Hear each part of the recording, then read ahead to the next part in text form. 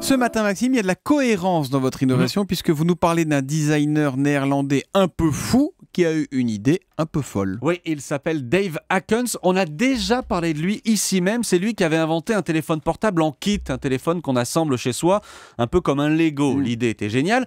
Là, Hackens change complètement d'univers. Il s'est mis en tête de créer une machine qu'on pourrait tous avoir chez nous, une machine capable de recycler très facilement toutes les bouteilles en plastique que nous consommons. Et comme ce garçon est très productif, j'imagine que sa machine à recycler est déjà au point, ça y est Évidemment, le prototype est au point. Il est encombrant, c'est vrai, mais au point. Encombrant parce que vous avez 3 étapes différentes. D'abord, vous avez un broyeur. Vous allez mettre vos bouteilles à l'intérieur, sans les bouchons, et elles vont ressortir sous la forme de petites paillettes de plastique. On passe à la deuxième étape. Ces paillettes vont être chauffées à basse température dans un four hermétique pour éviter évidemment les odeurs.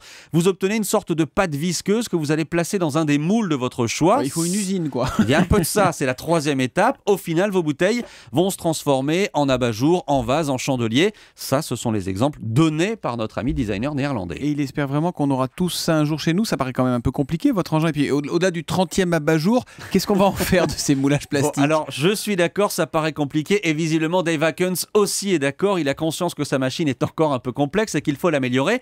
C'est pour ça qu'il a mis les plans à disposition sur Internet.